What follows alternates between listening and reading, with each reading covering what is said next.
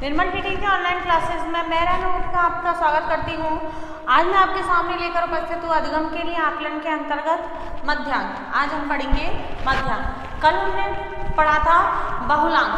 बहुलांक के विषय में हमने अध्ययन किया था केंद्रीय प्रवृत्ति के मान के अंतर्गत। बहुलांक में यह था कि बहुलांक की परिभाषा हमने क्या दी थी, ऐसे प्राप्तांक, ऐसे अंक जिनकी आवृत्ति बार बार होती हो या जो लोकप्रिय हो, जो ज़्यादा प्रचलन में हो, उन्हें बहुलांक कहा जाता है। यानी एक सारणी में यदि एक ही प्राप्तांक बार बार आ रहा है तो जिसकी आवृत्ति सबसे ज़्यादा हो रही है वह बहुलांक के अंतर्गत आ जाता है। इसके बाद हमने अध्ययन किया था मध्यांक। देखिए मध्यांक किसे कहते हैं। मध्यांक कल मैंने बता दिया था आपको, केंद्रीय प्रवृत्ति के मान का यह क्या है, दूसरा प्रकार। इसे माध्यिका भी कहा जाता है क्योंकि मध्य के अंक को मध्यांक कहा जाता है। हमें इसमें कौन सा अंक निकालना है, मध्यिका। यह केंद्रीय प्रवृत्ति के माप का दूसरा प्रकार है।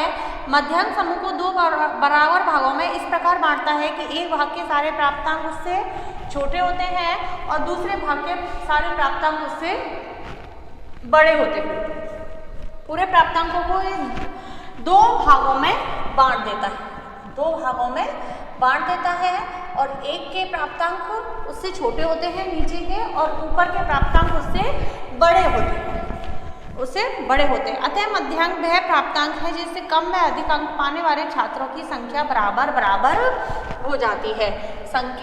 कम व अधिक अंक प्राप्त करने वाले छात्रों की संख्या क्या हो जाती है, बराबर बराबर भागों में यह उन सारे छात्रों को डिवाइड कर देता है। यदि समस्त प्राप्तांकों को उनके आकार के अनुसार आरोही क्रम और अवरोही क्रम में क्रमबद्ध कर लिया जाए तो उस श्रेणी का मध्य प्राप्तांक ही श्रेणी को दो भागों में बांटेगा कि आधे प्राप्तांक छोटे होंगे और आधे उससे बड़े। अतः यह मध्य प्राप्तांक जो कि क्रमबद्ध श्रेणी का मध्य बिंदु है, मध्यांक कहलाता है। मध्यांक प्राप्तांकों के क्रम पर विचार करता है। इस पर प्राप्तांकों के बीच के अंतर का कोई प्रभाव नहीं पड़ता। यह प्राप्तांकों के क्रम पर विचार करता है। देखिए मैंने कल भी आपको बता दिया था मध्यांक के बारे में, इसलिए मैंने आपको शॉर्टली बता दिया है कि इसे माध्यिका कहा जाता है। यह दूसरा प्रकार है केंद्रीय प्रवृत्ति के मान का। यह किसी प्राप्तांक को दो भागों में बांट देता है, दो बराबर भागों में बांट देता है, जिससे हम उन्हें क्या करते हैं, श्रेणीवार क्रम में व्यवस्थित कर लेते हैं। वह क्रम या तो आरोही क्रम हो सकता है या फिर वह क्या हो जाता है, अवरोही क्रम हो जाता है। अब देखिए इसको हम कौन से मध्यांक को कौन से संकेत अक्षर से व्यक्त करते हैं, MD से। MD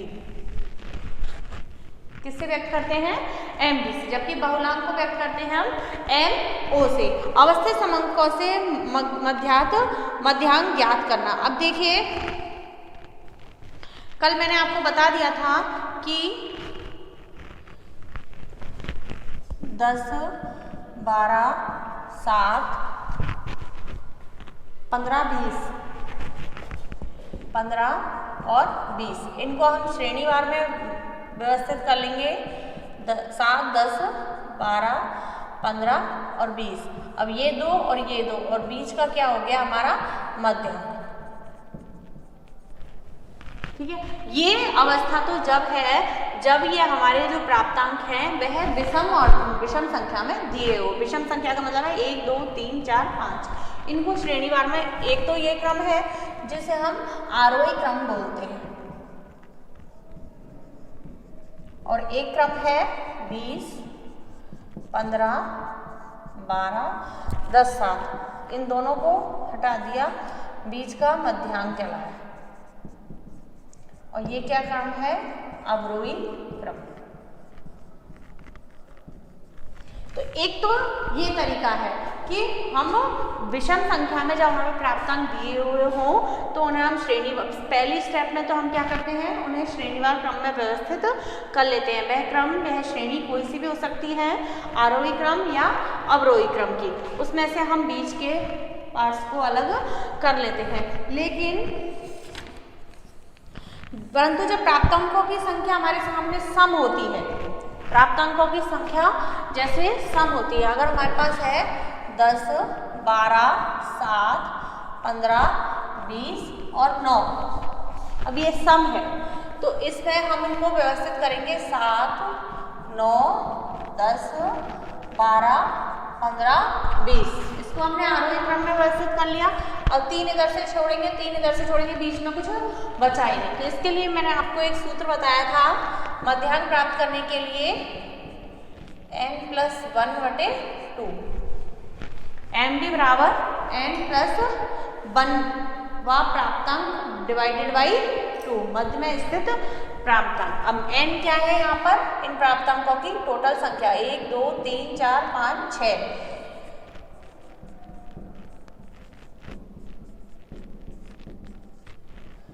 6 +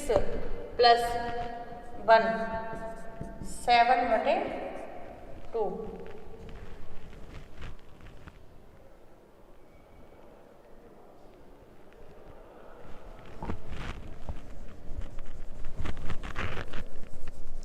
ये हो गया n+1/2। मध्य में स्थित प्राप्तांक n सम होता है तब मध्यांक ज्ञात करने का सूत्र विषम होता है। ये तो जब है जब n क्या है हमारा विषम है, m क्या है विषम है। जैसे ये यहाँ पर हम md ऐसे भी ज्ञात कर सकते हैं, n प्लस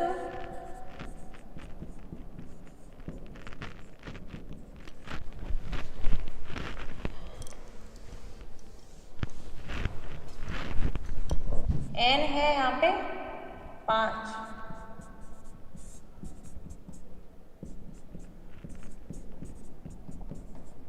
3वां। अब यहाँ से हम 3वां प्राप्तांक देख सकते हैं। तो ये तो विषम संख्या में, और सम संख्या में मध्य के दो प्राप्तांकों का योग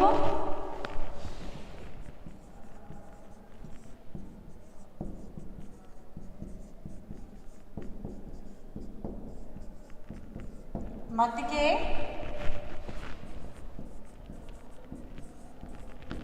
योग डिवाइडेड बाई 2, मध्य के दो प्राप्तांकों का योग डिवाइडेड बाई 2, n/2वां प्राप्तांक प्लस n डिवाइडेड बाई 2वां प्राप्तांक plus n divided by 2 + 1, n divided by 2 + 1वां प्राप्तांक।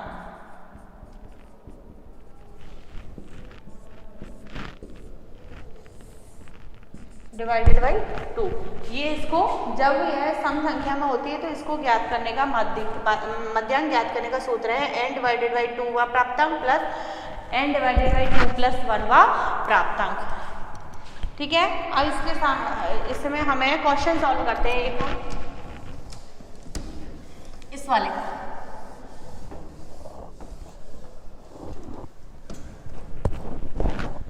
सवाल है हमारा 60, 49, 60, 49, 50, 32, 77, 72, 80, 88, 65। इसका हमें मध्यांक ज्ञात करना है। कितने, अब इसे हम पहले तो श्रेणीवार क्रम में व्यवस्थित कर लेते हैं। आरोही क्रम में 32, 49, 50, 60, 65, 72, 77, 80 और 88। 1, 2, 3, 4, 5, 6, 7, 8, 9। 1, 2, 3, 4, 5, 6, 7, 8, 9। यह हमने इसे श्रेणीवार क्रम में व्यवस्थित कर लिया।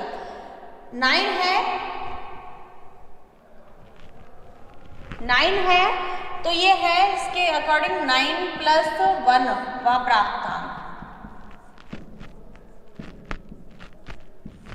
डिवाइडेड बाई 2, ये तो क्या हो गया 10 डिवाइडेड बाई 2, पांचवा प्राप्तांक 1 2 3 4 5, यानी आंसर होगा 65, पांचवा प्राप्तांक।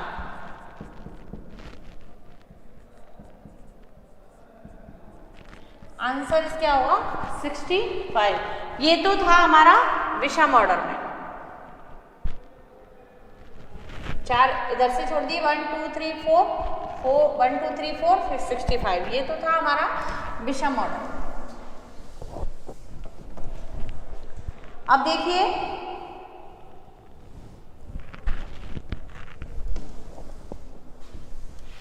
सिक्सटी फाइव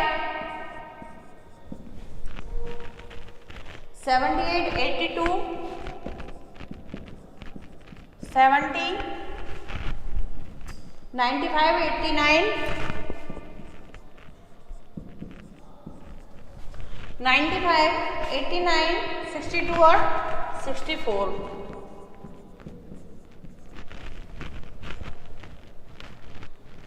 इसको कैसे ज्ञात करेंगे? क्या है n, क्या है यहाँ 1 2 3 4 5 6 7 8, n इक्वल टू क्या है 8। अतः मध्यांक क्या होगा? मध्यांक क्या है हमारा md। इस सूत्र मध्य के दो प्राप्तांकों का योग, मध्य के दो प्राप्तांकों का योग देख लीजिए आप, या तो ये कर लीजिए n plus n divided 8 divided by 2 plus 8 plus 8 divided by 2 plus 1 divided by 2, तो 4 प्लस 1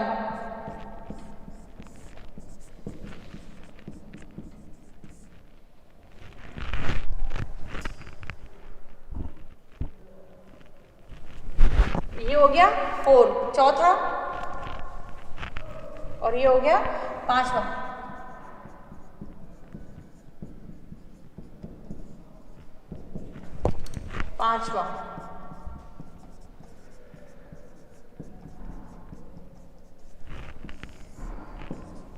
चौथा कौन सा है? इसे हमने श्रेणीवार नहीं किया, श्रेणीवार करना है हमको ये पहले।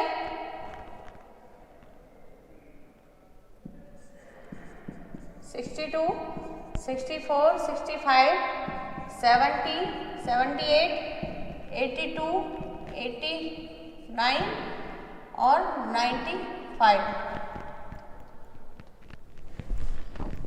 1 2 3 4 70, 4 में कौन सा है 70 और 5 में कौन सा है 78 प्लस 1 79 डिवाइडेड बाई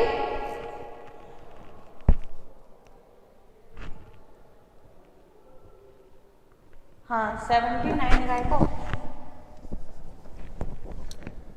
ये हो गया 78 140 डिवाइडेड बाई 2 74। इन दोनों के बीच का जो मध्यांक आया हमारा 74। ये है इस स्टेप से कि जब हमें सम संख्या में प्राप्तांक दिए हुए हों तो उनका मध्यांक हम कैसे ज्ञात करते हैं। जब हमें विषम संख्या में प्राप्तांक दिए हुए होते हैं तो हम +1 n+1 डिवाइडेड बाई 2 करके और उसका प्राप्तांक ज्ञात कर लेते हैं। n+1 वा प्राप्तांक डिवाइडेड बाई 2।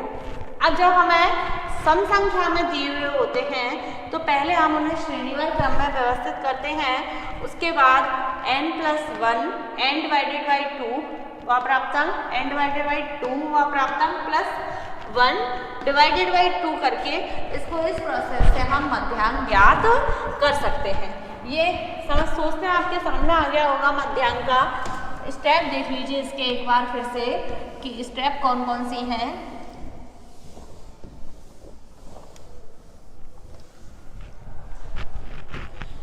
सोपान,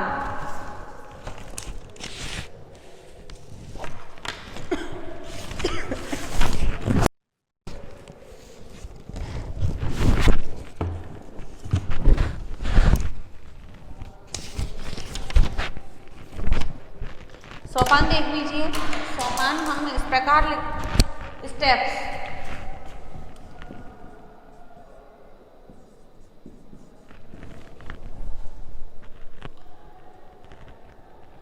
प्राप्तांकों को उनके आकार के अनुरूप सबसे पहले हम क्या करते हैं,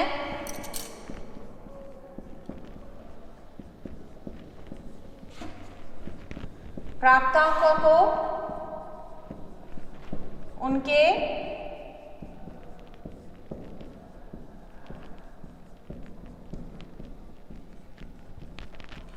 आकार के अनुरूप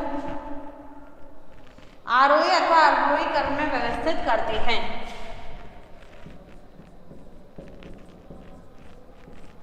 आरोही अथवा अवरोही क्रम में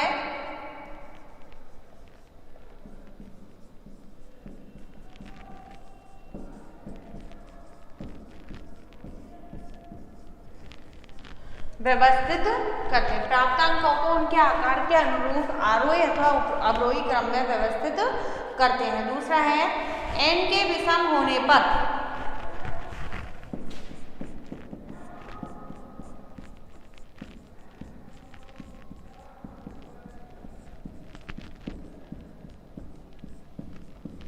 n के विषम होने पर n+1 divided by 2, n+1 divided by 2 वह प्राप्तांक ज्ञात करते हैं।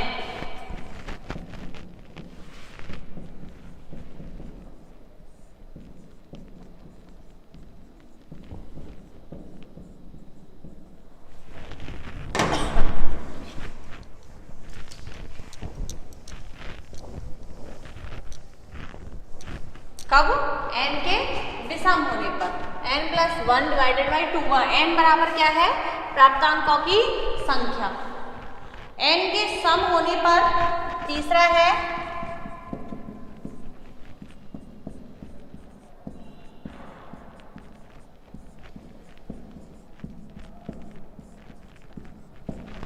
n के सम होने पर n डिवाइडेड बाई 2 का प्राप्तांक, n डिवाइडेड बाई 2 का प्राप्तांक तथा n डिवाइडेड बाई 2+1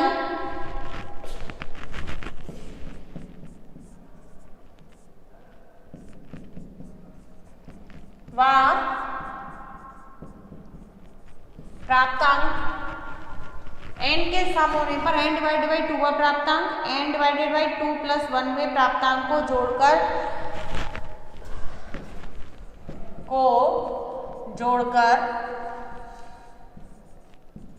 2 से भाग दे देते हैं।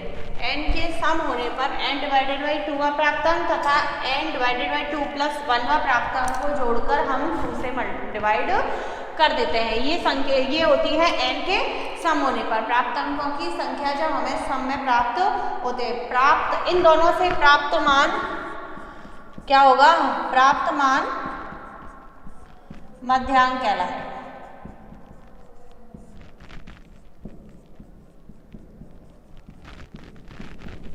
प्राप्त मान मध्यांक कहलाएगा।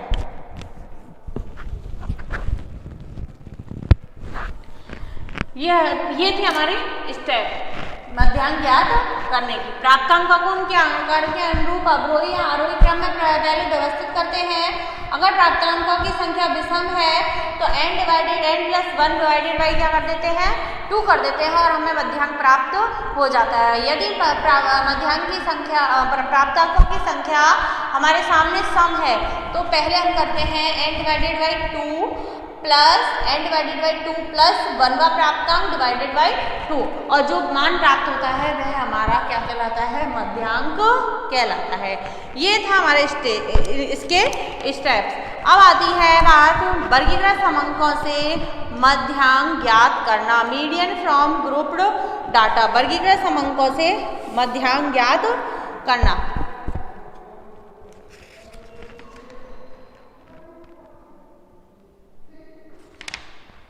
देखिए आवृत्ति वितरण के रूप में वर्गीकृत समंकों से मध्यांक प्राप्त करना।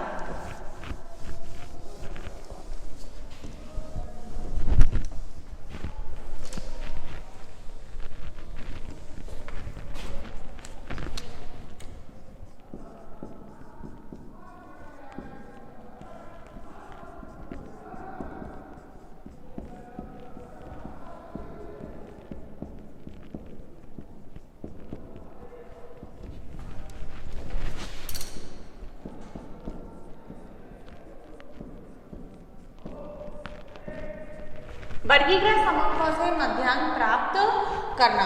आवृत्ति वितरण के रूप में व्यवस्थित समंकों से मध्यांक ज्ञात करते समय माना जाता है कि आवृत्तियां अपने अपने वर्गों में समान दूरियों पर स्थित हैं। अर्थात मान्यता होती है कि किसी भी वर्ग में स्थित समस्त आवृत्तियां उस वर्ग की निम्न सीमा और उच्च सीमा के बीच बराबर दूरी पर स्थित होनी चाहिए, बराबर दूरी पर स्थित होती है। इसी मान्यता के आधार पर मध्यांक ज्ञात करने के निम्न सूत्र दिए गए हैं। MD बराबर मध्यांक वर्गीकृत समंकों से किस सूत्र के माध्यम से हमें मध्यांक ज्ञात होता है?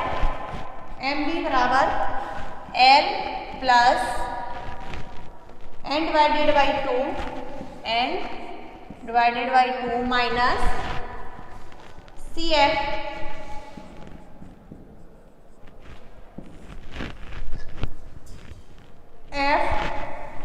डिवाइडेड बाई F इंटू आई।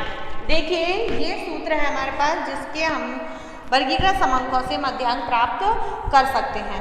अब आती है बात कि इसमें L क्या है? मध्यांक वर्ग की वास्तविक निम्न सीमा। इसमें L क्या है? ये L क्या है? मध्यांक वर्ग की वास्तविक निम्न सीमा, जहां L क्या है? मध्यांक वर्ग की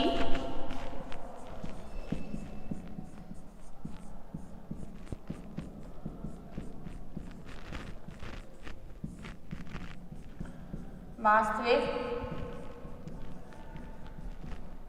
निम्न सीमा, मध्यांक वर्ग की वास्तविक निम्न सीमा। n है कुल प्राप्तांकों की संख्या। ये n क्या है?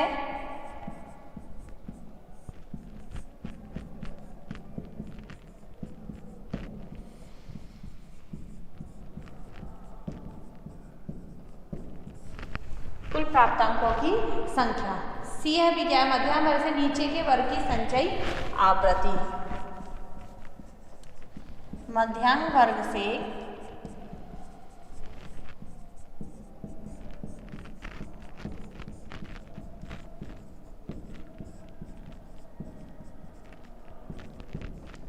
नीचे के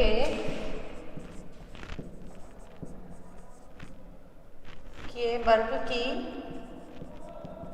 संचयी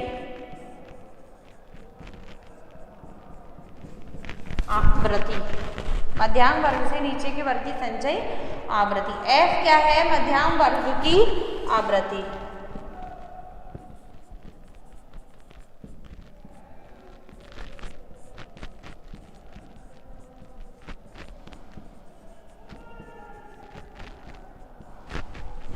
मध्यांक वर्ग की आवृत्ति। और I क्या है? वर्ग विस्तार।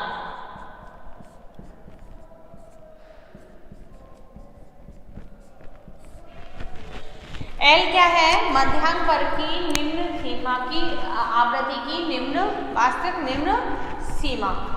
N क्या है? कुल प्राप्तांकों की संख्या। CF क्या है? मध्यांक वर्ग से नीचे के वर्ग की संचयी आवृत्ति।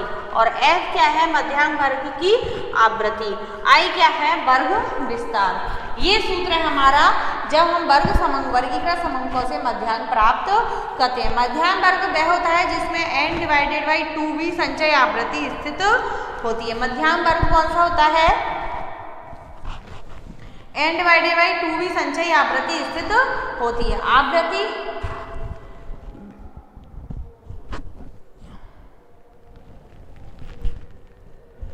अब देखिए आप n डिवाइड मध्यांक में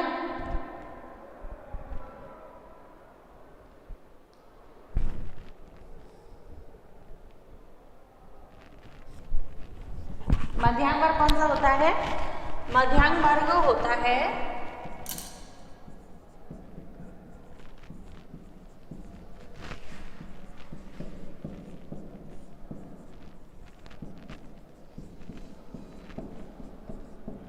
जिसमें n डिवाइडेड बाई 2v संचयी आवृत्ति स्थित होती है।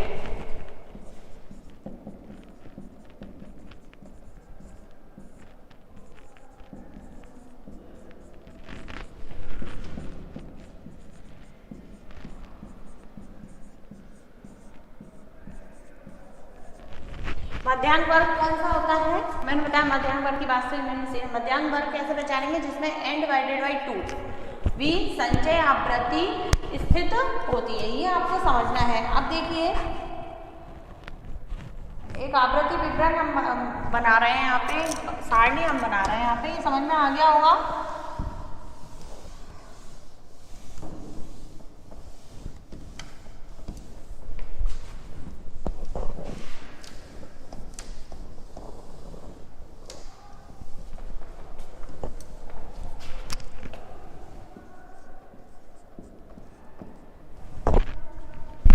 उदाहरण है एक,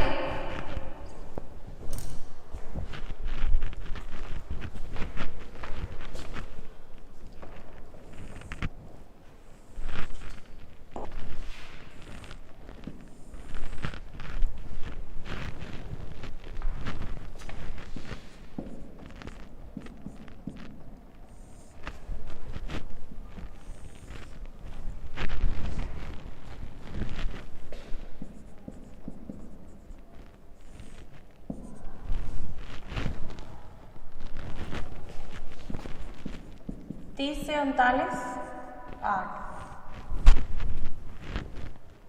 40 से 49 12,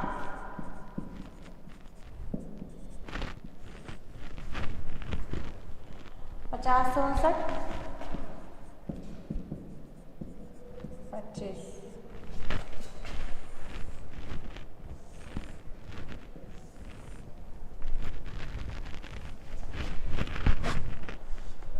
60 से 69 23,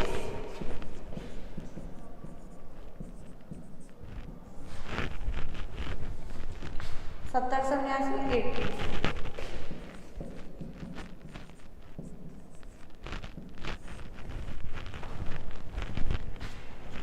80 से 89 8,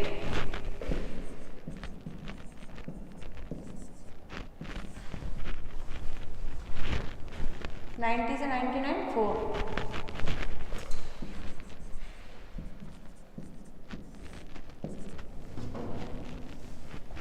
ये सारणी हमें दी गई है जिसमें दो पार्ट हैं, वर्ग और उनकी 12 आवृत्ति। अब देखिए मध्यांग ज्ञात करने के लिए सबसे पहले मध्यांग वर्ग हमें पहचानना होगा तथा मध्यांग वर्ग ज्ञात करने के लिए संचय आवृत्ति वितरण तैयार करना होगा। अब हमें इसमें तीसरा कॉलम संचय आवृत्ति वितरण का तैयार करना होगा।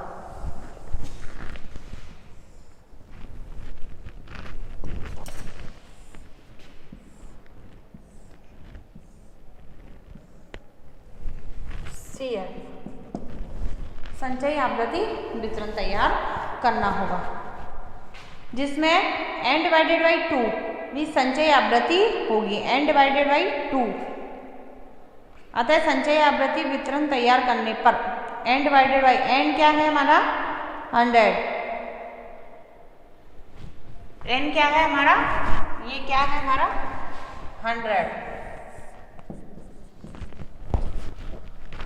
100 से हम शुरू करते हैं।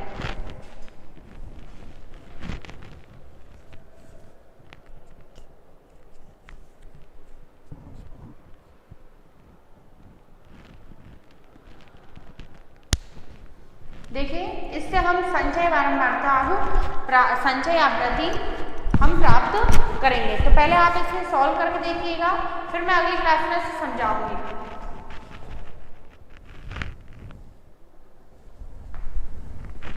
इससे हमें क्या प्राप्त करनी है, संचयी आवृत्ति प्राप्त करनी। पहले हमें इससे संचयी बारंबारता प्राप्त करनी होगी, उसके लिए हमें n ज्ञात करना होगा। तो n देखिए इनका सबका जो टोटल है वो क्या है 100।